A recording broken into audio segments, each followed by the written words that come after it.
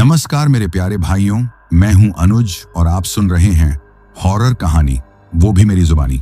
दोस्तों, आज का हॉरर पॉडकास्ट एक शख्स की है जिनका नाम कृष्णा है।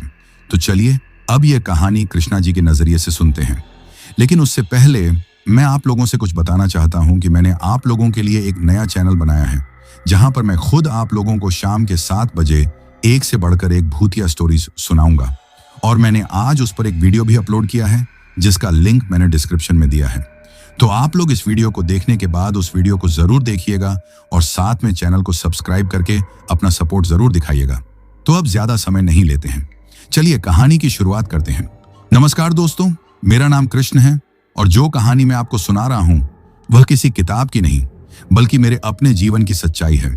मैं हमेशा अपने धर्म के नियमों और वेदों के सच्चे मार्ग पर चलने की कोशिश करता रहा हूं और शायद इसीलिए भगवान ने मेरे लिए एक ऐसा अनोखा अनुभव चुना जिसे बयान करना आज भी मेरे लिए उतना ही मुश्किल है जितना अपने सिर पर गरीबी का भार उठाना। मेरे पिताजी, जिन्हें मैं प्यार से बाबूजी कहता था, अब इस दुनिया में नहीं हैं। उनके अचानक स्वर्गवास ने हमारी छोटी सी दुनिया को पूरी तरह से उलट पलट कर रख दिया था। एक ऐसे परिवार के लिए जहां गुजारा सिर्फ बाबूजी की मामूली सी मेहनत पर निर्भर था, उनकी कमी किसी बड़े तूफान से कम नहीं थी।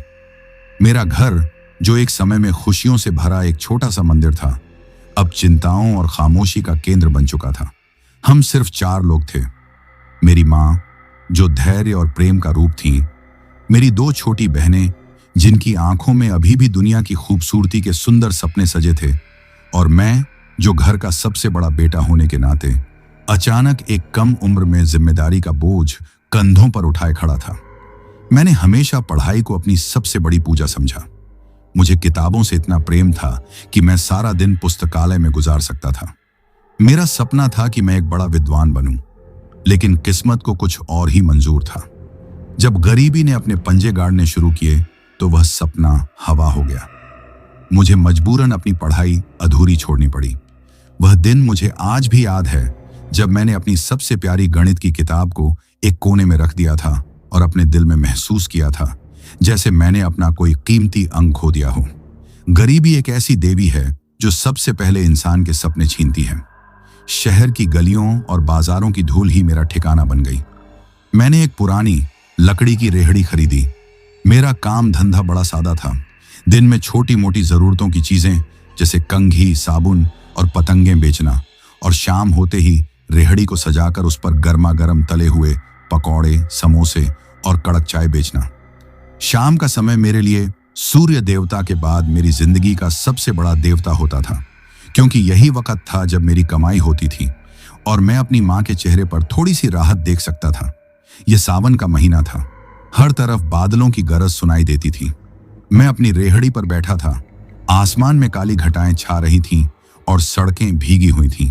बारिश की हल्की हल्की बूंदाबांदी शुरू हो चुकी थी जिसने बाजार से ग्राहकों को कम कर दिया था। मेरी रेहड़ी के ऊपर प्लास्टिक का एक टूटा फूटा तिरपाल छप्पर लगा था जो मुझे और मेरे सामान को भीगने से मुश्किल से बचा रहा था। उस दिन मेरी कमाई बहुत कम हुई थी और मेरे दिल में एक तीव्र बेचैनी थी। मैंने सिर झुकाकर महादेव को याद किया। हे भगवान शिव, आज तो थोड़ी कृपा कर दो। घर का चूल्हा तुम्हारी ही कृपा से जलता है। मैंने अभी यह प्रार्थना खत्म ही की थी कि हल्की बारिश की आवाज के बीच मुझे एक आहट सुनाई दी। मैंने सिर उठाया और फिर मैंने उसे देखा। उसे देखकर मुझे लगा जैसे मेरे आसपास की दुनिया की सारी रोशनी एक ही जगह सिमट आई है। वह इस धीमी रोशनी और बारिश की फुहार में एकदम स्पष्ट नजर आ रही थी। मैं उसे देवताओं की बनाई हुई एक सुंदर मूर्ति से कम नहीं कह सकता। उसके बाल बहुत लंबे और गहरे काले थे, जो हैरानी की बात है कि बारिश की नमी के बावजूद चमक रहे थे। वे ऐसे थे जैसे रात के अंधेरे को किसी ने बांध कर रख दिया हो। और उसके वस्त्र, वह पूरी तरह से लाल रंग के थे। एक ऐसा गहरा लाल रंग जो मंदिरों में माथे पर लगाए जाने वाले सिंदूर जितना पवित्र और तेज था। वह धीरे धीरे चलती हुई मेरी रेहड़ी के पास आकर रुकी। उसके चलने के अंदाज में एक अजीब सी सफाई और शांति थी, जैसे वह इस दुनिया की नहीं बल्कि किसी और ही शांत दुनिया की मेहमान हो। उसके चेहरे पर एक असाधारण शांति थी, लेकिन उसकी गहरी काली आंखों में एक ऐसी खामोशी थी जो हजारों रहस्यों को अपने अंदर छिपाए हुए थी। मुझे देखकर हैरानी हुई कि वह अपने इन कीमती लाल वस्त्रों में इस बारिश में क्यों निकली है, जबकि उसके चेहरे पर किसी प्रकार की परेशानी का कोई साया नहीं था। मैं तो जैसे पत्थर का बन चुका था। मेरी वाणी रुक गई और मैंने पहली बार किसी व्यक्ति को इतनी देर तक बिना पलक झपकाए देखा। क्या यह पकौड़े ताजे हैं? उसकी आवाज इतनी नरम, इतनी मीठी और इतनी कोमल थी कि मुझे लगा जैसे कोई तानपूरा धीरे से बजा हो। इस आवाज ने पहली बार मेरी गरीबी के सारे दुखों को एक पल के लिए भुला दिया। हाँ जी, बिल्कुल ताजे हैं, अभी ही घी में तलकर निकाले हैं। मैंने इस कदर घबराहट में उत्तर दिया कि मेरा अपने आप पर नियंत्रण नहीं रहा। मैंने खुद को संभाला और जल्दी से उसके लिए चाय और पकौड़े तैयार करने लगा। मेरे दिल में एक डर और एक अजीब सी मीठी घबराहट का एहसास पैदा हो रहा था, जिसे मैं समझ नहीं पा रहा था। उसने बैठने के लिए एक शब्द भी नहीं कहा। वह खामोशी से मेरी रेहड़ी के किनारे खड़ी रही। उसने 4 गर्मा गर्म पकौड़े और चाय का एक कप लिया। जिस सादगी और भूख से वह चीजें खा रही थी, मुझे लगा जैसे वह बहुत दूर की यात्रा करके आई है। जब उसने पकौड़े खत्म किए और चाय का आखिरी घूंट लिया तो उसने बटुआ निकालकर पैसे देने चाहे, लेकिन मेरे अंदर पता नहीं कहां से इतनी हिम्मत आ गई कि मैंने उसे रोक दिया। नहीं नहीं, यह आज मेरी तरफ से है। जो ग्राहक पहली बार मेरी रेहड़ी पर आता है, उससे मैं पैसा नहीं लेता। आपका आना मेरे लिए सुख और आशीर्वाद लाएगा। यह सुनकर वह थोड़ी देर शांत रही। उसने मेरी तरफ देखा। उसकी आंखों में पहले से ज्यादा गहरी चमक आई। कृष्ण, उसने मेरा नाम लिया। मेरा नाम जो मैंने उसे बताया ही नहीं था। मैं चौंक उठा। उसने हल्का सा मुस्कुराया और फिर एक ऐसी बात कही जो मेरी जिंदगी का मोड़ बन गई। कृष्ण, तुम बहुत अच्छा और सच्चा दिल रखते हो। तुम अपने धर्म पर कायम हो और तुम्हारी मेहनत में सच्चाई है। इस सच्चे दिल की वजह से याद रखना, तुम्हारी इस रेहड़ी पर और तुम्हारी जिंदगी में अब रोजी की कोई कमी नहीं होगी। ग्राहकों की सारा दिन भीड़ लगी रहेगी। यह सुनकर मैं अपनी सुध बुध खो बैठा। वह मेरे नाम से परिचित थी। मैं कुछ पूछ पाता उससे पहले ही वह पलटकर चल दी। मैंने हिम्मत करके एक बार उसे पीछे से पुकारना चाहा, लेकिन वह तेजी से गली के कोने में ओझल हो गई। जब मैंने उसे आखिरी बार देखा तो मुझे सड़क के आखिर में खड़े एक बहुत बड़े पीपल के पेड़ के पास एक तेज लाल रंग की रोशनी महसूस हुई, जो पल भर में उस पेड़ के घने पत्तों के झुरमुट में समाहित हो गई। मुझे लगा जैसे यह आंखों का धोखा था, लेकिन वह अनुभव मेरे दिल में अंकित हो चुका था। उस दिन के बाद मेरे काम में एक असाधारण बदलाव आया। उसके शब्द जादू बन गए थे। मेरी रेहड़ी पर इस कदर ग्राहक आने लगे कि मुझे सामान बढ़ाना पड़ा। मेरी मेहनत वही थी, लेकिन उसका फल अब 10 गुना ज्यादा था। मेरी मां के चेहरे पर दोबारा मुस्कुराहट आई और मैंने अपनी छोटी बहनों को उनकी मनपसंद गुड़िया और किताबें खरीद कर दी। मैंने पहली बार दिल में शांति महसूस की, लेकिन इस शांति के साथ ही एक रहस्यमय सवाल भी मेरे दिल में बसा हुआ था। वह कौन थी और उसे मेरा नाम कैसे मालूम था? उस रात मैंने सोने की बहुत कोशिश की, लेकिन मेरी आंखों में नींद का कोई नामो निशान नहीं था। मेरे दिमाग में सिर्फ वही लाल वस्त्र वाली सुंदरी, उसकी मधुर आवाज और मेरे नाम का विचार गूंज रहा था। मुझे हर आहट पर महसूस होता कि वह मेरे घर के आसपास ही कहीं मौजूद है। मैंने अपने मन को शांत करने की बहुत प्रार्थना की। हरे कृष्ण, हरे राम का जाप किया, लेकिन एक नया भाव था जो मेरे दिल में पनप रहा था। वह था प्रेम। मेरे लिए प्रेम का मतलब सिर्फ स्त्री और पुरुष का संबंध नहीं था, बल्कि एक ऐसी पवित्र चाहत थी जो मेरी आत्मा को शांति दे रही थी। यह अजीब था कि मैं उस लड़की को जानता तक नहीं था।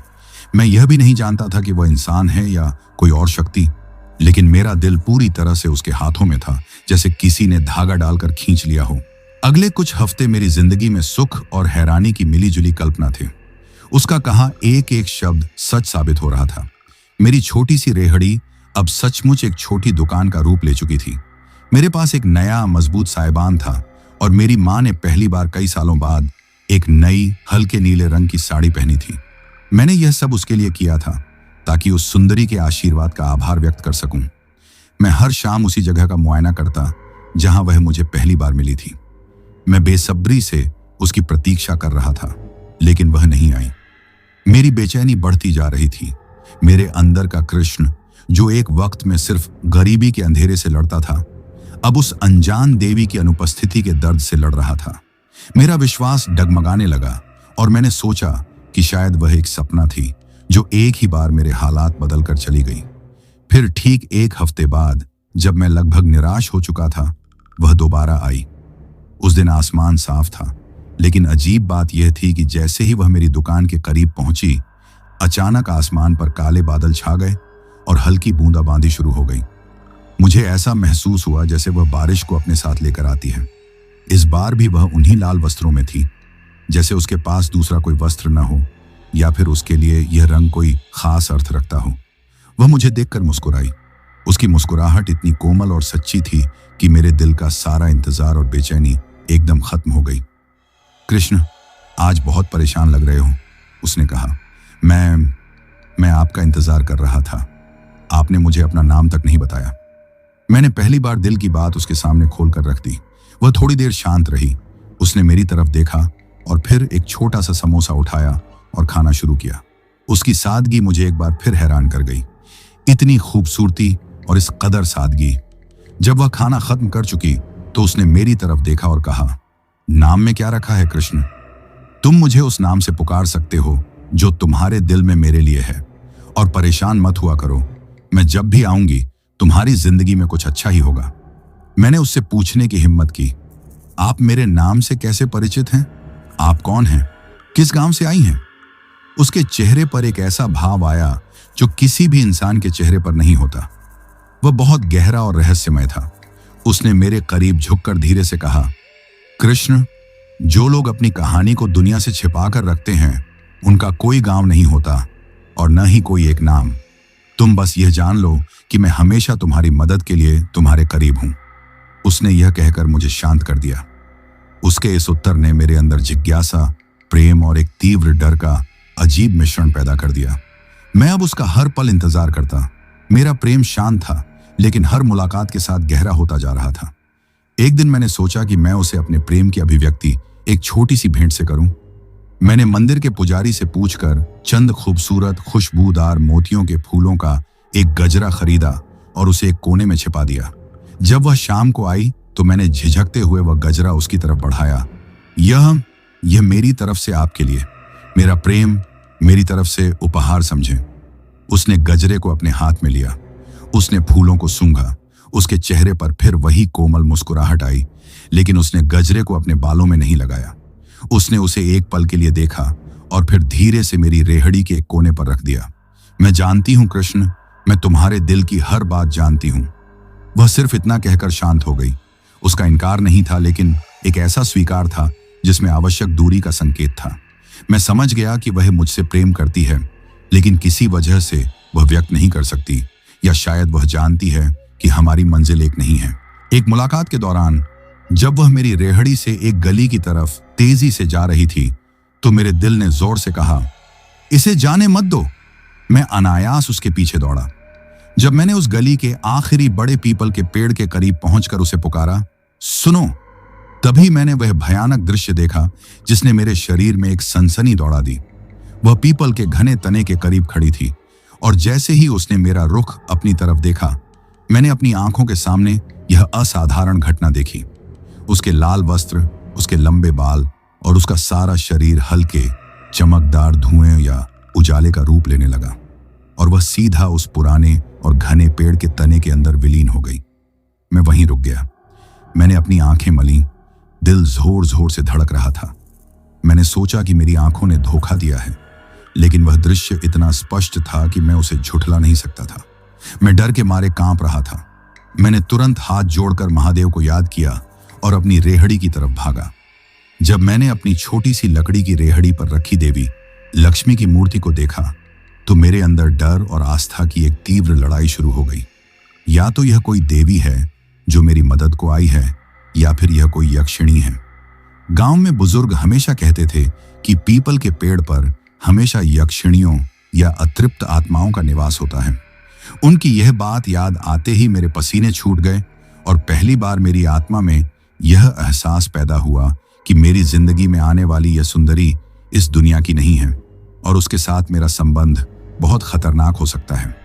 मेरे प्रेम का जज्बा अब एक भयानक रहस्य में बदल चुका था, जिसका बोझ मेरे दिल पर आ पड़ा था। मैंने तय कर लिया कि अगली बार जब वह आएगी तो मैं अपने डर को दूर रखकर सिर्फ उसकी आंखों में देखूंगा और उसे जानने की कोशिश करूंगा कि वह मुझसे क्या चाहती है और मेरे साथ क्यों है। उसका सुख सिर्फ मेरी दुकान की बढ़ती कमाई में नहीं था, बल्कि मेरे अंदर पलने वाले एक ऐसे प्रेम में था जो अब एक रहस्यमय साये के साथ जुड़ चुका था। यह वह बोझ था जिसे मैंने उठाने का फैसला कर लिया था, चाहे मेरी किस्मत का अंत कुछ भी हो। मेरे दिल में अब एक अजीब सी दुविधा जारी थी। एक तरफ वह सच्चा और कोमल प्रेम था जो मैंने उस लाल वस्त्र वाली सुंदरी के लिए महसूस किया था, और दूसरी तरफ मेरे बुजुर्गों की बातें जो मेरे कानों में लगातार गूंज रही थीं। पीपल के पेड़ पर यक्षिणियों का निवास होता है कृष्ण, सावधान, यह शक्ति बहुत खतरनाक हो सकती है। मुझे याद है उस रात मैंने ठीक से खाना भी नहीं खाया। मेरी माँ ने देखा कि मैं परेशान हूं तो उन्होंने प्यार से मेरे सिर पर हाथ फेरा और कहा, कृष्ण बेटा, क्या बात है? तुम क्यों इतने दुखी लग रहे हो? क्या रेहड़ी पर कोई नुकसान हुआ? मैं अपनी माँ को सच नहीं बता सकता था कि मैं एक ऐसी चीज के बारे में सोच रहा हूं जो पलों में हवा में गायब हो सकती है। मैंने सिर्फ यह कहा, नहीं माँ, बस आज काम का बोझ ज्यादा था। मैंने लक्ष्मी देवी का नाम लेकर खुद को सांत्वना दी कि अगर वह कोई शक्ति है भी तो लक्ष्मी देवी की ही कृपा होगी जो मेरी रोजी में वृद्धि कर रही है। मेरे अंदर की बेचैनी ने मुझे विवश कर दिया कि मैं उस रात पीपल के पेड़ के पास जाऊं। आधी रात का समय था, हर तरफ गहरा अंधेरा छाया हुआ था, सिर्फ आवारा कुत्तों की आवाजें सुनाई दे रही थीं। मैं डरते डरते उस गली में पहुंचा जहां मैंने उसे गायब होते देखा था। पेड़ की तरफ देखते ही मेरे रोंगटे खड़े हो गए। वह इतना बड़ा और घना था कि मुझे लगा उसकी शाखाएं आसमान को छू रही हैं। मैंने हाथ जोड़कर देवताओं को याद किया और एक बार फिर अपने मन में कहा, मैं जानता हूं तुम यहीं हो, तुम जो भी हो, मुझे तुमसे कोई डर नहीं, मैं बस तुमसे बात करना चाहता हूं। मैंने कोई उत्तर नहीं सुना, लेकिन मुझे अपने आसपास एक अजीब सी ठंडक और मधुर खुशबू महसूस हुई। यह वही खुशबू थी जो मैंने उसके करीब महसूस की थी। यह इस बात का संकेत था कि वह कहीं आसपास ही है। मेरे अंदर का डर अब प्यार और विश्वास में बदल चुका था। अगले कुछ हफ्ते उसके न आने से और बेचैनी से गुजरे। मेरी रेहड़ी पर काम तो चल रहा था, लेकिन मेरे दिल को शांति नहीं थी, जैसे कोई कीमती चीज खो गई हो। मैंने रेहड़ी पर ग्राहकों से बात करना कम कर दिया और मेरा ध्यान हर आने वाले व्यक्ति पर रहता कि कहीं यह वह तो नहीं। फिर एक शाम जब मैं अपनी दुकान बंद करने की तैयारी कर रहा था, आसमान पर हल्की हल्की लाली छाई हुई थी। वह फिर आई। इस बार वह दूर खड़ी थी और धीरे धीरे चलकर मेरे करीब आ रही थी। उसके लाल वस्त्र, उसके लंबे बाल, सब कुछ हमेशा की तरह निर्दोष और रहस्यमय था। इस बार मैंने इंतजार नहीं किया कि वह खुद बात करे। मैं उसके पास गया। मेरे दिल में कोई डर नहीं था, सिर्फ सच्चा प्रेम था। तुम कहाँ चली जाती हो? मैंने पहली बार उस सुर में बात की जिसमें कोई प्रेम करने वाला बात करता है। उसने मेरी आंखों में देखा और मैंने उसकी आंखों में पहली बार एक गहरा दुख महसूस किया। यह ऐसा दुख था जैसे वह मेरे साथ रहना चाहती हो, मगर कोई शक्ति उसे रोक रही हो। मैं हमेशा तुम्हारे पास रहती हूं कृष्ण, तुम्हें हर पल मेरी उपस्थिति का एहसास होना चाहिए, उसने कहा। उसकी आवाज में वही कोमलता थी, लेकिन आज कुछ ज्यादा गहराई थी। मैंने हिम्मत करके वह बात कह दी जो मेरे दिल पर बोझ थी। लोग कहते हैं कि तुम आम इंसान नहीं हो, लोग कहते हैं कि तुम यक्षिणी हो, तुम पीपल के पेड़ में गायब हो गई थी। मैंने खुद देखा था, और इस पीपल के पेड़ के बारे में यह बात प्रसिद्ध है कि उसमें बरसों से एक शक्ति बसी है जो बस कुछ ही लोगों को दिखाई देती है। वह शांत रही। उसने कोई इनकार नहीं किया, लेकिन उसके चेहरे पर किसी लज्जा या डर का कोई भाव भी नहीं था। उसकी खामोशी इस बात का स्वीकार थी कि हाँ, मैं वह नहीं हूं जो तुम मुझे समझते हो। क्या तुम इस दुनिया की नहीं हो? मैंने धीरे से पूछा। वह मेरे करीब आई, लेकिन उसकी उपस्थिति से मेरे पूरे शरीर में एक गर्म लहर दौड़ गई। उसने बिल्कुल करीब आकर कहा, कृष्ण, तुम्हारे धर्म में विश्वास का सबसे ज्यादा महत्व है। तुम सच्चा दिल रखते हो और भगवान पर विश्वास रखते हो। क्या मेरी उपस्थिति से तुम्हारे साथ कुछ बुरा हुआ है? नहीं नहीं, आपके आने से तो मेरे हालात बदल गए हैं। मेरी माँ खुश है, मेरी बहनें खुश हैं, मैंने तुरंत कहा। तो फिर तुम क्यों डरते हो? उसने पूछा। मेरा साथ तुम्हारे लिए हमेशा शुभ ही रहेगा। मेरा उद्देश्य तुम्हें सुख देना है। मेरे बारे में ज्यादा मत सोचो। ये सोचो कि तुम्हें अपने घर वालों को सुख कैसे देना है। उसकी इन बातों से मेरा दिल फिर से उसके प्रेम में डूब गया। वह सिर्फ मेरी मददगार नहीं थी, बल्कि मेरी गुरु भी बन गई थी, जो मुझे जिंदगी का सही मार्ग दिखा रही थी। वह मेरे दिल की भावनाओं को जानती थी। वह जानती थी कि मैं उससे अथाह प्रेम करता हूं। एक बार मैंने उसे कहा, काश तुम एक आम लड़की होती तो मैं तुम्हारी माँ के पास शादी का प्रस्ताव भेजता। उसने पहली बार एक मीठी आह भरी और कहा, जो संबंध दुनिया के रिश्तों से बाहर हो वह ज्यादा मजबूत होता है कृष्ण। यह दुनिया नाशवान है, लेकिन तुम्हारा और मेरा प्रेम अगर सच्चा रहा तो हमेशा रहेगा। तुम बस मुझ पर विश्वास करते रहो, व्यक्त करने की जरूरत नहीं। उसकी यह बात सुनकर मेरे दिल को संतोष मिला। मेरा प्रेम अब ऐसा इंतजार बन गया था जिसमें उम्मीद और डर दोनों शामिल थे। मैं जानता था कि वह मुझे छोड़कर कभी नहीं जाएगी, क्योंकि वह हर तरह से मेरे आसपास मौजूद रहती थी। कभी कभी जब मैं दुकान पर बैठा होता तो अचानक मेरे सामने से एक चमकती हुई तितली गुजरती, जिसके पंखों में हल्का सा लाल रंग होता। वह तितली मेरी आंखों के सामने से गुजरकर मेरी दुकान की छत पर बैठी रहती जब तक मैं काम खत्म नहीं कर लेता। मैं यकीन से जानता था कि यह वही है जो मेरी रक्षा कर रही है। एक रात जब मैं अपनी छोटी बहन को कहानी सुना रहा था तो एकदम से कमरे में एक ऐसी खुशबू फैली जैसे कोई कीमती स्वर्ग का फूल खिल गया हो। यह वही खुशबू थी। मैंने तुरंत उठकर दरवाजा खोला, लेकिन बाहर कोई नहीं था। मैं जानता था कि वह आसपास ही है, मेरे घर की रक्षा कर रही है। उसके न होने के बावजूद उसकी उपस्थिति का यह एहसास मेरे लिए सबसे बड़ा विश्वास बन चुका था। मुझे उससे प्रेम व्यक्त करने की जरूरत नहीं थी, मुझे सिर्फ उसकी खामोश रक्षा की जरूरत थी। मेरी जिंदगी अब मेरी नहीं रही थी, बल्कि उस रहस्यमय और सुंदर लड़की की हो गई थी जिसका रहस्य अभी खुलना बाकी था। मैं एक हिंदू लड़का एक अलौकिक शक्ति से प्यार करने लगा था, और यह डर मेरे अंदर एक ऐसा जज्बा पैदा कर रहा था जिसे व्यक्त करने के लिए दुनिया के सारे शब्द कम पड़ जाएंगे। मेरे दिल में अब दो सच्चाइयां एक साथ चल रही थी। एक मेरी सांसारिक जिंदगी, जिसमें मैं एक सफल दुकानदार बन चुका था और अपनी माँ और बहनों की सेवा कर रहा था, और दूसरी मेरी आध्यात्मिक जिंदगी, जो इस रहस्यमय सुंदरी के चारों ओर घूमती थी, जिसका संबंध इस दुनिया से नहीं था। मोहल्ले में मेरा सम्मान बढ़ चुका था। लोग मुझे एक मेहनती और भगवान पर भरोसा रखने वाला युवा समझते थे, लेकिन मैं अंदर से जानता था कि मेरी सफलता के पीछे कौन सी शक्ति काम कर रही है। मैंने उस लड़की का जिक्र किसी से नहीं किया, यहां तक कि अपनी मां से भी नहीं। मैंने इस रहस्य को अपने दिल में एक कीमती पूजा की तरह छिपा कर रखा हुआ था, क्योंकि मैं जानता था कि जैसे ही यह भेद किसी आम इंसान की जुबान पर आया, मेरी और उसकी कहानी का संतुलन टूट जाएगा। यह सच था कि मेरे प्रेम की वजह से मेरे अंदर का डर कम हो चुका था, लेकिन कभी कभी उसका असाधारण व्यवहार मुझे दोबारा सोचने पर मजबूर कर देता था।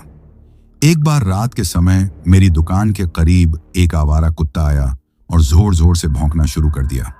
मुझे लगा शायद कोई चोर है। जब मैंने टॉर्च की रोशनी डाली तो मैंने देखा कि कुत्ता उस बड़े पीपल के पेड़ की तरफ देखकर पागलों की तरफ भौंक रहा था, और उस पेड़ से एक हल्की सी लाल रोशनी निकल रही थी। रोशनी इतनी धीमी थी कि कोई भी आम व्यक्ति उसे देख नहीं पाता, मगर मेरी आंखें शायद अब इस असाधारण सच्चाई को पहचानना सीख चुकी थीं। कुत्ता डर के मारे जमीन पर लेट गया और सिसकने लगा। मैं जान गया कि मेरी रहस्यमय सुंदरी वहां मौजूद थी, शायद मेरी सुरक्षा कर रही थी, मगर उसकी शक्ति और उसके आसपास का रहस्यमय वातावरण मेरे अंदर एक हल्की सी घबराहट पैदा कर देता था। मेरी और उसकी मुलाकातें अब और ज्यादा रोमांचक और रहस्यमय होती जा रही थीं। वह हमेशा मुझे कोई शारीरिक या भौतिक चीज खरीदने की बजाय मेरे लिए कोई सलाह या भविष्य के बारे में कोई छोटी सी बात कहकर जाती थी। एक बार उसने कहा, कृष्ण, अपनी छोटी बहन की सेहत पर ध्यान देना। उसका पेट थोड़ा नाजुक है, उसे हल्दी वाला दूध रोज दिया करो। मुझे हैरानी हुई कि उसे मेरी बहन के बारे में कैसे मालूम हुआ, जबकि वह मेरे घर कभी नहीं आई थी। मैंने उसकी सलाह मानी, और वास्तव में अगले ही दिन मेरी छोटी बहन के पेट में हल्का दर्द शुरू हुआ, जो हल्दी वाला दूध पीने से तुरंत ठीक हो गया। मुझे अब यकीन हो चुका था कि वह केवल कोई यक्षिणी नहीं, बल्कि एक ताकतवर देवी रूपी शक्ति है जो मेरी देखभाल कर रही है। लेकिन मेरा दिल तो फिर भी एक आम इंसान का था, जिसे प्यार की अभिव्यक्ति की जरूरत होती है। मैं उसके साथ कुछ समय गुजारना चाहता था, उसके हाथ को छूना चाहता था, उससे खुलकर हंसना चाहता था। यह न हो पाने का दुख मेरे दिल को लगातार घेरे रहता था। एक रोज मैंने हिम्मत करके उससे दोबारा पूछा, तुम मेरा हाथ क्यों नहीं छूती? क्या तुम्हें कोई डर है? उसने अपनी गहरी आंखों से मेरी तरफ देखा और एक धीमी मुस्कुराहट दी। कृष्ण, जिसके शरीर में साए से ज्यादा शक्ति हो, उसे हाथ लगाने की जरूरत नहीं होती।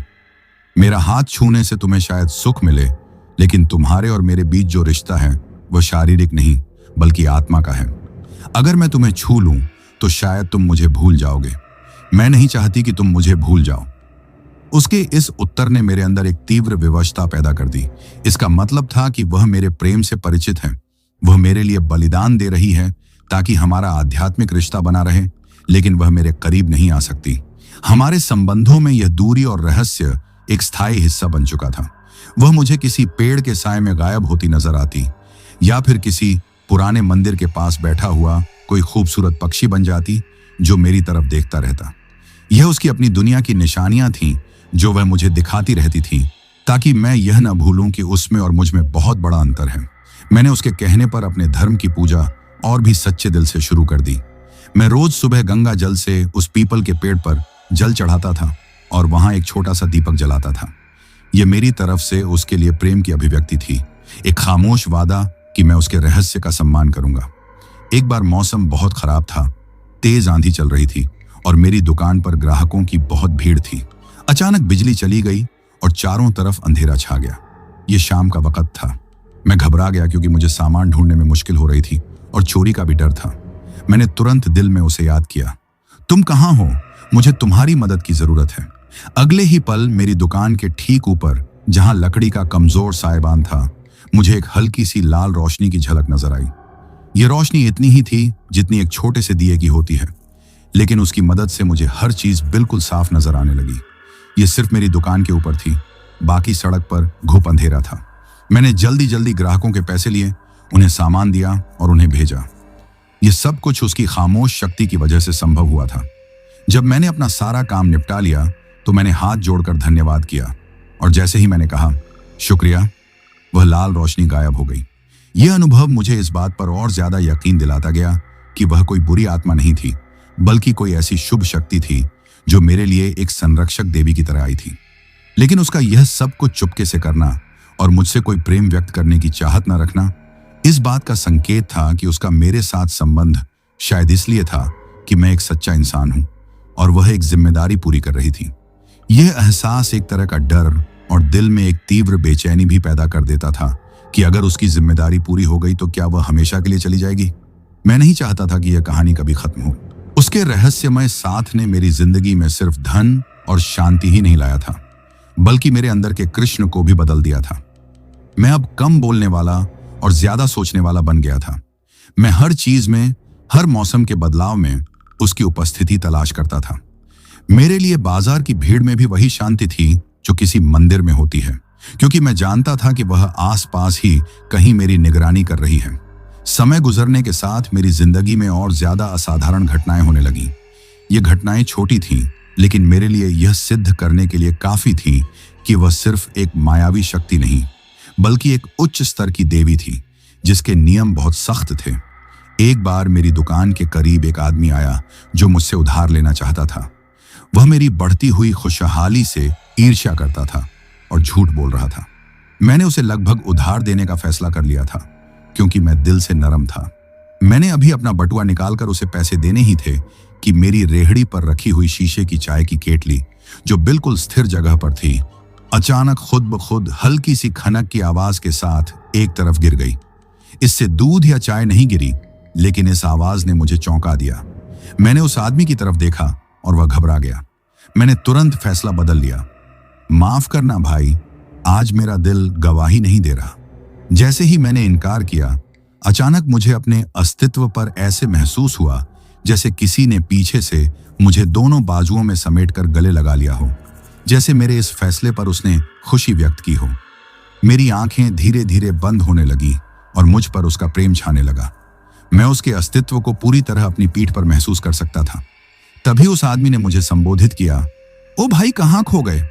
मैंने मना किया तो वह व्यक्ति बिफर कर वहां से चला गया और बाद में मुझे मालूम हुआ कि वह शहर का एक बड़ा धोखेबाज था।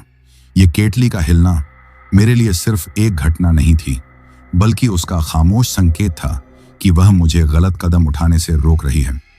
उसने कभी मुझे सीधे तौर पर किसी बात के लिए मना नहीं किया, लेकिन हमेशा एक ऐसी निशानी छोड़ दी जो मुझे सही और गलत का फर्क बता देती थी। उसके तुरंत बाद मैं अपने अस्तित्व पर उसके स्पर्श की गति महसूस करने लगता था, जैसे वह अपनी नरम और नाजुक उंगलियों से मेरे चेहरे को छूती, कभी मुझे पीछे से गले लगा देती या कभी मेरे बालों को हल्के हल्के हिलाती। ये चीज मेरे दिल में उसके लिए प्रेम और श्रद्धा को और ज्यादा गहरा कर रही थी। वह मेरे होशों पर अब पूरी तरह से हावी हो चुकी थी। मैंने भी अब उसके नियमों का सम्मान करना शुरू कर दिया था। जब वह आती तो मैंने अब उससे उसके नाम, उसकी सच्चाई या उसके गांव के बारे में पूछना छोड़ दिया था। मैं सिर्फ उसे खामोशी से देखता और उसके लिए सर्वोत्तम पकौड़े और चाय तैयार करता। हमारा प्रेम अब नजरों के आदान प्रदान और खामोश धन्यवाद में बदल चुका था। एक शाम वह आई, उसने मेरे चेहरे को देखा और मुस्कुराकर कहा, कृष्ण, तुम्हें अपनी बहनों की शादी की चिंता है। 1 साल में तुम्हारे हाथ में इतना धन होगा कि तुम किसी अच्छे परिवार में उनका रिश्ता कर सको। उसके ये शब्द किसी भविष्यवाणी से कम नहीं थे। उसके जाने के बाद मेरे दिल में एक और सवाल पैदा हुआ। जब मेरी बहनों की शादी हो जाएगी और मेरी जिम्मेदारी कम हो जाएगी तो क्या वह चली जाएगी? यह विचार मेरे लिए सबसे ज्यादा भयानक था, क्योंकि अब मैं उसे कभी भी खोना नहीं चाहता था। मैंने फैसला कर लिया था कि मैं किसी इंसानी लड़की से शादी नहीं करूंगा, बल्कि मैं उसे ही अपनी जिंदगी का हिस्सा बनाऊंगा जिसने मेरी जिंदगी बदल डाली है। उसकी उपस्थिति के बाद मेरी नींद में भी बदलाव आ चुका था। मैं रात को जब सोता था तो अक्सर सपने देखता था जिसमें मैं एक बहुत बड़े पीपल के पेड़ के नीचे खड़ा होता और आसमान से मेरे ऊपर फूलों की बारिश हो रही होती। मैं समझता था कि यह वही है जो अपने तरीके से मुझे अपना अस्तित्व दिखा रही है। यह सपना मेरा सबसे बड़ा आराम और मेरे प्रेम की सबसे बड़ी निशानी था। लेकिन फिर एक ऐसी घटना हुई जिसने मुझे डर में डाल दिया। एक शाम वह आई और उसने हमेशा की तरह खामोशी से मेरे पकौड़े खाए। जब वह जाने लगी तो उसने मेरे हाथ में एक लाल रंग का छोटा सा पत्थर रखा। यह पत्थर चमकदार था और हल्का हल्का गर्म महसूस हो रहा था। उसने सिर्फ इतना कहा, कृष्ण, यह तुम्हें किसी भी बड़े संकट से बचाएगा, लेकिन याद रखना, इसे किसी को दिखाना नहीं और इसे कभी जमीन पर नहीं रखना।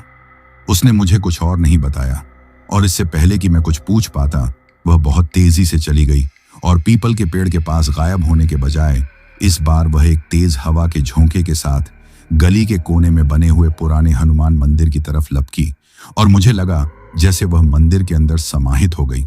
मैं उससे कहना चाहता था कि मैं तुमसे शादी करना चाहता हूं, भले ही तुम किसी को नजर आओ या ना आओ, लेकिन मेरे दिल का चयन उसके साथ जुड़ गया था। वह इतनी जल्दी में थी कि मुझे बात करने का अवसर ही न मिला। घर लौटकर माँ के हाथ में पैसे थमाए तो उन्होंने मुझे चाय की प्याली दी। चाय का घूंट लिया ही था कि माँ कहने लगी, बेटा कृष्ण, अब मैं तुम्हारा घर बसा हुआ देखना चाहती हूँ। तुम्हारी बहनें भी अब बड़ी हो रही हैं। पहले तुम्हारा घर बसाऊंगी, फिर इनके रिश्ते देखूंगी। माँ की इस बात ने मुझे चौंका दिया, क्योंकि मैंने कभी भी उसके अलावा किसी लड़की के बारे में नहीं सोचा था और न ही मैं सोचना चाहता था। अब मेरा दिल बेचैन था कि मैं उससे यह बात कहूं कि मैं उसके नियमों के तहत उसे शादी करना चाहता हूं। जैसे वह कहेगी मैं वैसा ही करूंगा, लेकिन शादी उसी से करूंगा। माँ की इस बात पर मैं उन्हें सिर्फ देखता ही रहा। मेरे पास उनकी बात का कोई उत्तर नहीं था। अगले दिन भी जब मैं अपनी दुकान पर जा रहा था, माँ ने फिर वही बात दोहराई, बेटा, अगर तुम अनुमति दो तो मैं तुम्हारे लिए किसी खूबसूरत लड़की को देखूं। अगर तुम परिवार में कहोगे तो हम वहीं पर रिश्ता करेंगे, लेकिन अगर तुम्हें कोई लड़की पसंद है तो भी तुम बता सकते हो। लेकिन माँ जानती थी कि मैं परिवार में किसी लड़की से बात नहीं करता। मैंने माँ से कहा कि आप इस वक्त मेरी शादी की चिंता न करें, बल्कि पहले मेरी बहनों के हाथ पीले करने का सोचें, क्योंकि मेरी बड़ी बहन अब 20 वर्ष की थी और छोटी 18 वर्ष की, जबकि मैं 25 साल का हो चुका था। मेरी माँ का यह जोर डालना कि मैं शादी कर लूं मेरे लिए पहाड़ बन चुका था। एक तरफ मेरे धर्म और परिवार का फर्ज था कि मैं माँ का दिल न तोड़ूं और अपनी पीढ़ी आगे बढ़ाऊं, और दूसरी तरफ मेरे दिल की वह पवित्र चाहत थी जो सिर्फ इस रहस्यमय सुंदरी के लिए थी। मैं अपनी माँ को समझा नहीं सकता था कि जिस लड़की ने मेरी बिखरी हुई जिंदगी को संवारा है, मेरा दिल उसके सिवा किसी और को स्वीकार नहीं कर सकता। यह दुविधा केवल दुनियावी नहीं थी, यह आध्यात्मिक लड़ाई थी। मेरे हाथ में सारा दिन गर्मा गर्म पकौड़े तलने वाली कड़छी होती, मगर मेरी आत्मा एक ऐसी आग में जल रही थी जिसे सिर्फ उसकी एक झलक ही बुझा सकती थी।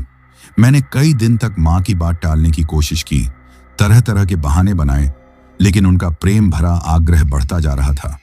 एक शाम उन्होंने मेरी तरफ देखा और उनकी आंखों में वह गहरा सच था जो मुझे और ज्यादा शांत रहने नहीं दे सकता था। बेटा कृष्ण, मेरा वक्त पूरा होने वाला है। मैं अपनी बहू को देखे बिना दुनिया से नहीं जाना चाहती। उनका यह वाक्य मेरे दिल पर बिजली बनकर गिरा। मैं एक पल के लिए कांप उठा। मेरा प्रेम, मेरा इश्क क्या मेरे फर्ज से ज्यादा बड़ा था? मेरा धर्म हमेशा मुझे यही सिखाता था कि माता पिता और गुरु का आशीर्वाद भगवान की कृपा से कम नहीं होता।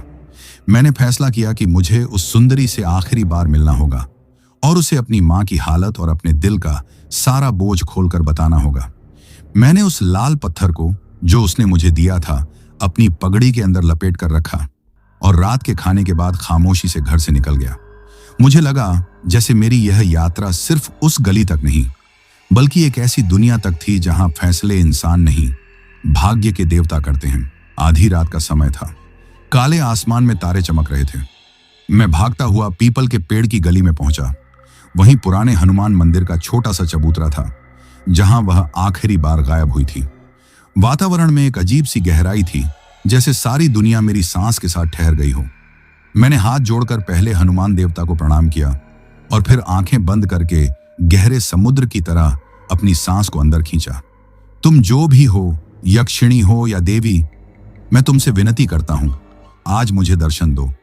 मेरी मां परेशान है और मेरा दिल तुम्हारे प्रेम की आग में जल रहा है। मेरी आवाज कांप रही थी, मगर मेरे इरादे में कोई कमजोरी नहीं थी। कुछ नहीं हुआ, पूरी खामोशी। मैं निराश होने लगा, लेकिन फिर मैंने वह बात कही जो मेरे दिल का सबसे बड़ा सच था। मैं किसी इंसान से शादी नहीं करूंगा। अगर मेरे भाग्य में तुम्हारा साथ नहीं है तो मैं ब्रह्मचारी रहूंगा, लेकिन मैं तुम्हारे बिना जिंदगी नहीं गुजार सकता और न ही मैं अपनी मां को दुख दे सकता हूं। मेरा धर्म, मेरा प्रेम सब एक दोराहे पर खड़े हैं। मुझे रास्ता दिखाओ प्रेम। मेरे शब्द जैसे वातावरण में घुल गए।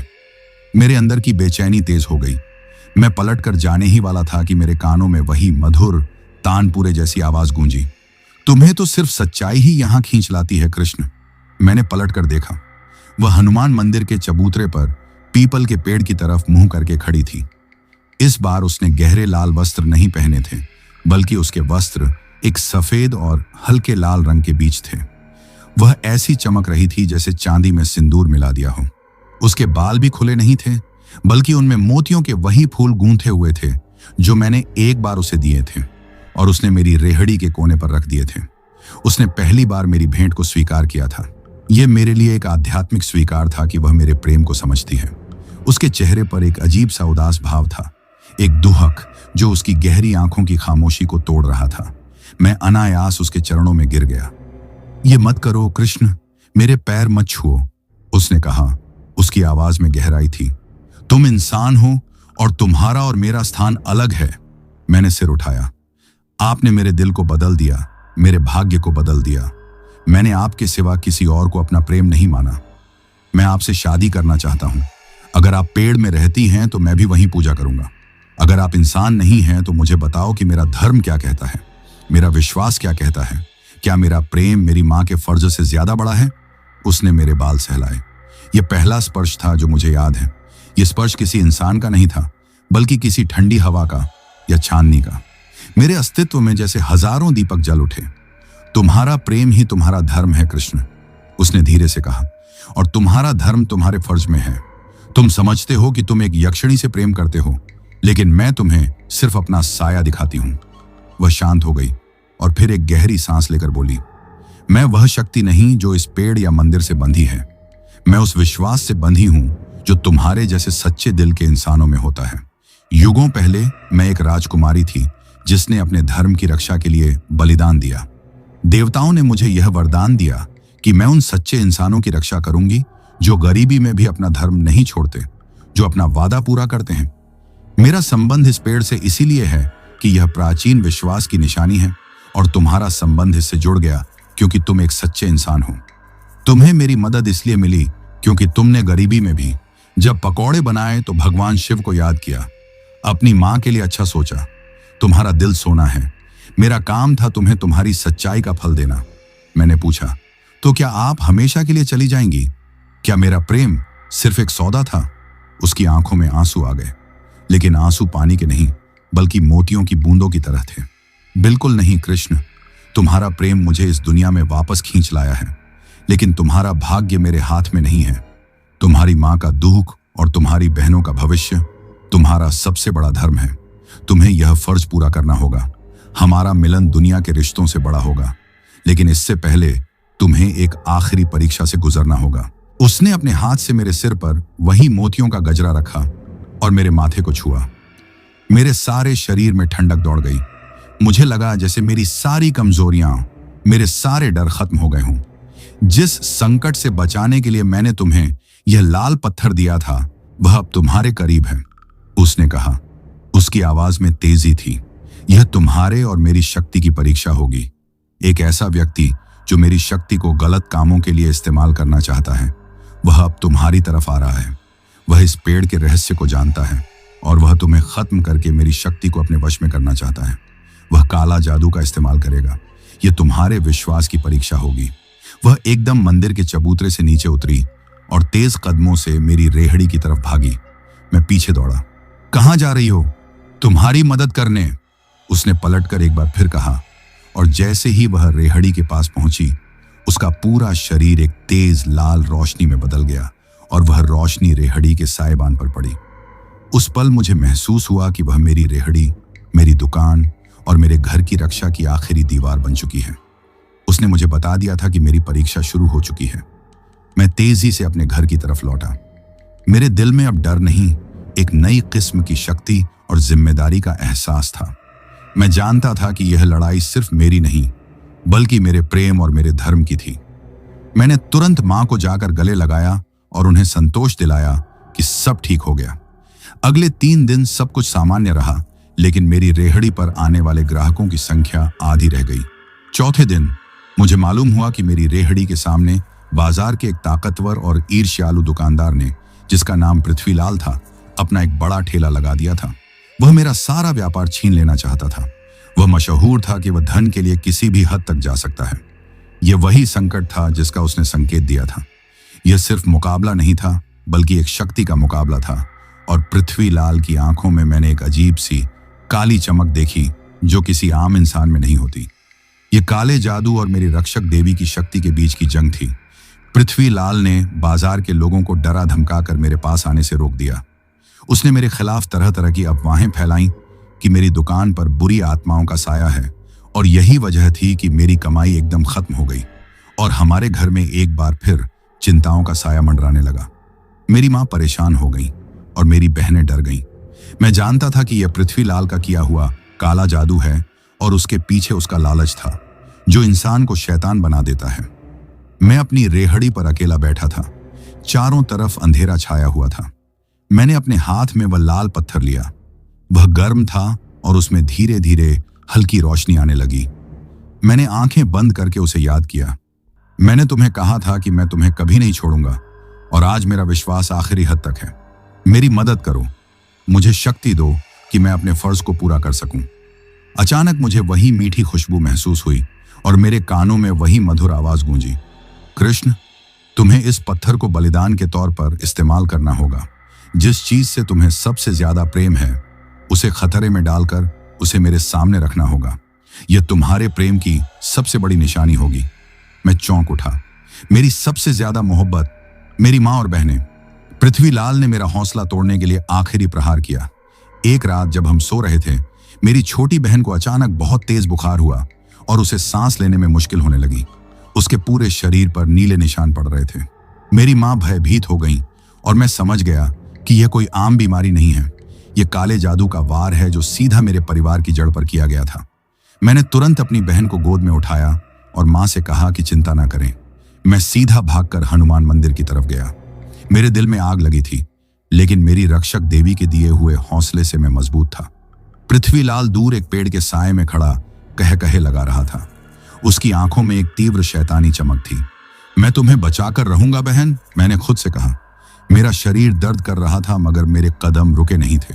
मैंने मंदिर के चबूतरे के पास अपनी बहन को लिटाया और अपने दिल को सख्त कर लिया। यह मेरी जिंदगी का सबसे बड़ा फैसला था। मैंने अपने हाथ में चमकते हुए उस लाल पत्थर को ऊंचा उठाया। तुम्हें मुझसे नहीं, बल्कि इस शक्ति से लड़ना होगा जो मेरे साथ है, मैंने चिल्लाकर कहा। पृथ्वीलाल ने हवा में कुछ मंत्र पढ़े और अचानक पीपल के पेड़ से एक काली बदबूदार लहर मेरे और मेरी बहन की तरफ बढ़ी। यह काली लहर हमें अपने अंदर समाहित कर लेना चाहती थी। यह काले जादू का आखिरी और घातक वार था। मैंने तुरंत अपने आप को और अपनी बहन को जमीन पर बिठाया और अपने हाथ में चमकते हुए उस लाल पत्थर को ऊंचा उठाया। मैंने आंखें बंद की और अपने प्रेम को याद किया। हे शक्ति, तुम मेरा प्रेम हो, मेरा विश्वास हो, मेरा धर्म हो। मैं अपने सबसे बड़े प्रेम, अपनी बहन को तुम्हारी रक्षा में रखता हूं। मैं अपने फर्ज को तुम्हारे हवाले करता हूं। अगर मेरा बलिदान जरूरी है तो मेरी जान ले लो, लेकिन मेरे धर्म और मेरी बेगुनाह बहन को बचा लो। मेरे आखिरी शब्दों पर मेरे सिर पर जो मोतियों का गजरा उसने रखा था वह टूटकर मेरी बहन पर गिरा और मेरे हाथ में मौजूद लाल पत्थर एकदम पिघलकर हवा में घुल गया और उसकी जगह एक लाल किरण ने ले ली। पत्थर का खत्म हो जाना मेरे लिए तीव्र दुख का कारण था, लेकिन मैंने आंखें नहीं खोली। यह किरण सीधी पीपल के पेड़ की तरफ लपकी और उस पेड़ का काला साया तुरंत लाल रंग में बदल गया। पेड़ के अंदर से एक तेज चीख निकली। वह चीख पृथ्वी लाल की थी। लाल किरण ने उसे अपनी लपेट में ले लिया और उसे हवा में घुमाया। पृथ्वी लाल का शैतानी अस्तित्व टूटने लगा और फिर वह एक काली राख बनकर जमीन पर गिरा और वहीं हवा में घुल गया।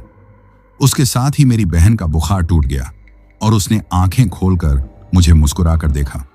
वह ऐसे उठी जैसे उसे कुछ हुआ ही नहीं हो। मैंने महादेव का जाप किया और अपनी बहन को लेकर घर की तरफ भागा। मेरी परीक्षा पूरी हो चुकी थी। मेरी शक्ति ने विजय हासिल की थी, लेकिन इस जीत के बाद मेरे दिल में एक तीव्र खालीपन था। लाल पत्थर खत्म हो चुका था और उसके साथ ही वह तेज खुशबू, वह हल्का स्पर्श और वह गहरा प्रेम भी खत्म हो गया था। मैंने अपना सबसे कीमती अस्त्र खो दिया था। यह एक ऐसी जीत थी जिसमें मेरा दिल टूट चुका था। मैंने घर आकर मां को सब बताया, लेकिन सिर्फ इतना कि पृथ्वी लाल मेरा शत्रु था और भगवान हनुमान की कृपा से वह खत्म हो गया। मैंने उसे उस सुंदरी की कहानी नहीं सुनाई, क्योंकि मेरा रहस्य मेरा ही रहस्य रहना था। मेरी मां ने धन्यवाद के लिए तुरंत प्रसाद बांटा, लेकिन मैं जानता था कि मुझे अब अपने इंसानी धर्म की तरफ लौटना होगा। मैंने पक्का इरादा कर लिया कि मैं अपनी मां का कहना मानूंगा। मैंने उनसे कहा, मां, मेरी गलती हुई है, मैं तैयार हूं। आप मेरे लिए खूबसूरत सी लड़की देखें। जिससे भी मेरा रिश्ता होगा मैं उसे अपनी जिंदगी का सबसे ज्यादा सुख दूंगा। मेरी मां की आंखों में दोबारा चमक आ गई और मैंने पहली बार त्याग में सुख महसूस किया। मैंने अपना प्रेम कुर्बान कर दिया था ताकि मेरा फर्ज पूरा हो सके। मां ने मेरे लिए लड़की ढूंढनी शुरू कर दी। मेरे दिल में कोई जोश नहीं था, बस एक गहरा सुकून था, एक ऐसी खामोशी जो समुद्र की तह में होती है। मैं जानता था कि मैंने अपनी सुंदरी को खो दिया है, लेकिन उसकी याद, उसका वादा हमेशा मेरे साथ रहेगा। शादी से एक रात पहले जब मैं अपनी दुकान बंद करके आखिरी बार पीपल के पेड़ को देख रहा था, उस दिन चांदनी बहुत तेज थी तो वह दोबारा आई।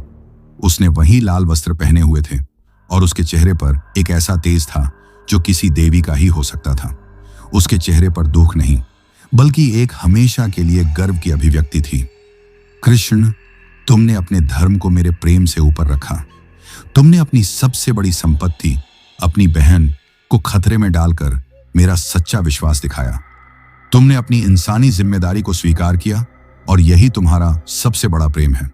तुमने साबित कर दिया कि तुम्हारा प्रेम सिर्फ शारीरिक चाहत नहीं, बल्कि एक पवित्र आस्था है।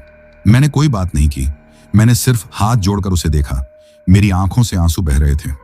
तुम्हें याद है, मैंने कहा था कि मेरा हाथ छूने से तुम मुझे भूल जाओगे। तुम्हारा प्रेम शारीरिक नहीं, आध्यात्मिक है। तुमने आज अपने फर्ज को पूरा करके मेरे साथ आध्यात्मिक मिलन हासिल कर लिया है। अब मैं हर पल, हर सांस में तुम्हारे साथ रहूंगी। उसने मुस्कुराकर मुझे देखा। तुम्हारी पत्नी तुम्हारी जिंदगी में वह शांति लाएगी जो तुम इस दुनिया में चाहते हो। मैं तुम्हारी हमेशा रक्षक देवी रहूंगी। जब तुम अच्छे काम करोगे तुम मुझे महसूस करोगे, वही खुशबू में, वही मधुर आवाज में, वही गहरे प्रेम में। वह धीरे धीरे हवा में ऊंचाई पर जाने लगी। उसके पूरे शरीर से चांदी की तरह की रोशनी निकल रही थी, जो सिंदूर के लाल रंग में घुलकर एक नई पवित्र रोशनी बना रही थी। कृष्ण, हमारा प्रेम अमर है। ये उसके आखिरी शब्द थे जो मेरे कानों में गूंजे। और फिर वह तेजी से आसमान की तरफ चली गई और मुझे लगा जैसे वह पीपल के पेड़ में नहीं, बल्कि उस पेड़ के तने से निकलकर आसमान को छूने वाली एक आंतरिक रोशनी में बदल गई। आसमान में एकदम से रोशनी हुई जैसे किसी ने करोड़ों दीपक जला दिए हों। अगले दिन मेरी शादी माधुरी नाम की एक बेहद खूबसूरत और नेक दिल लड़की से हो गई।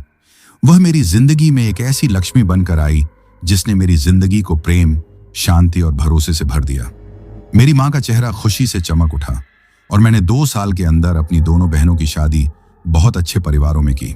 मैंने रेहड़ी का काम छोड़कर शहर में एक बड़ी दुकान खोली। मेरी मेहनत और मेरी रक्षक देवी के आशीर्वाद से मैं एक बड़ा व्यापारी और कुछ समय बाद एक विद्वान भी बन गया, क्योंकि मैंने रातों को पढ़ना दोबारा शुरू कर दिया था। मेरा वह सपना पूरा हुआ। मैं आज भी रोजाना सुबह उस पीपल के पेड़ और हनुमान मंदिर पर जाता हूं। मेरा धर्म, मेरा प्रेम और मेरी जिंदगी की हर सफलता उसी एक रहस्यमय सुंदरी के बलिदान और पवित्र प्रेम का परिणाम है। मैं जानता हूं कि मैं उससे शारीरिक तौर पर कभी नहीं मिल सकता, लेकिन उसका आध्यात्मिक साथ मेरे हर कदम पर मेरे साथ है। वह सुंदरी, वह देवी मेरा सब कुछ थी। मेरा प्रेम, डर और शांति, सब कुछ। उसने मुझे सिखाया कि सच्चा प्रेम सिर्फ चाहत का नाम नहीं, बल्कि फर्ज की अदायगी और विश्वास का नाम है। मैं एक हिंदू लड़का, कृष्ण, आज यह कहानी इसलिए सुना रहा हूं ताकि दुनिया जान ले कि प्रेम की सीमाएं सिर्फ इंसानी नहीं होती। मेरा प्रेम हमेशा के लिए उस रहस्यमय लाल वस्त्र वाली सुंदरी के साथ है, जो एक आंतरिक शक्ति बनकर मेरे दिल में बसी है। उसकी कृपा से मेरा घर आज भी खुशियों से भरा एक मंदिर है। यह मेरा आखिरी सच है जो मेरे मरने तक मेरे साथ रहेगा। तो दोस्तों, यह कहानी खत्म हुई। अब जिन भाइयों ने अपना नाम वीडियो में कमेंट किया था उनका नाम लेते हैं। समीर अलवी भाई गाजियाबाद से, बाबू मंडल भाई राउरकेला से, पूर्ण चंद बालोतरा भाई राजस्थान से, राकेश कलेरा भाई राजस्थान से, राजकुमार भाई नेपाल काठमांडू से, नेहा दीक्षित जी लखनऊ से, रविंद्र भाई आगरा से, रिचू जी इंग्लैंड से, अनीस कुरैशी भाई सऊदी अरब से, फुल शरीफ नेपाली भाई कतर से, सफदर अब्बास भाई रावलपिंडी पाकिस्तान से, ललन भाई बिहार से, इफात अलीम खान भाई पाकिस्तान से, निहारिका जी ओडिशा से, समीर गुणचर भाई भारत से, मेघा दीदी उमरेड से, अजीनाथ भाई धामगांव महाराष्ट्र से, विनोद गुरुंग भाई दुबई से, अरविंद भाई राजकोट से, हमदून जिया अहयान और आलिया भाई मालदीव से, कविता भिवानी जी हरियाणा से, ज्योत्सना जी यवतमाल से, शरीक भाई माधेपुर बिहार से, अक्षय रावत भाई भारत से, मोहम्मद महफूज आलम भाई जयपुर से, करण कुमार भाई सीतामढ़ी से, युवेश तिवारी और हर्ष तिवारी भाई लोहारी सिरसा प्रयागराज से, सूरज भाई माधेपुर बिहार से, अख्तर अंसारी भाई सिंगापुर से, विकास पंडो भाई छत्तीसगढ़ से, सुनील राज भाई असम से, हामिद उल्लाह खान भाई पाकिस्तान से, सुरजीत मोगा भाई पंजाब से, मुकेश भाई देवबंद से, बिमल भाई सऊदी अरब से, मान साहब भाई पठानकोट से, रोशनी कंसकर जी मंडला मध्य प्रदेश से, धर्मराज भाई भारत से, आदित्य कुमार भाई बलरामपुर से, प्रणब भाई ओडिशा से, रुपेश पटेल भाई सूरत से, कृष्णा भाई ओडिशा से, अरुण कुमार भाई अयोध्या से, अमित भाई अलीगढ़ से, आखिर उल इस्लाम भाई मालदा से, मोहम्मद आसिफ भाई बंगाल से, दीपिका श्रीवास्तव जी कानपुर से, राकेश कुमार भाई जॉर्डन से, समय सिंह तोमर भाई ग्वालियर से, जुनैद अख्तर भाई मालेगांव से, बादल कुमार भाई बिहार से, वाजिद तबस्सुम भाई लाहौर पाकिस्तान से, सनी गिल भाई लुधियाना पंजाब से,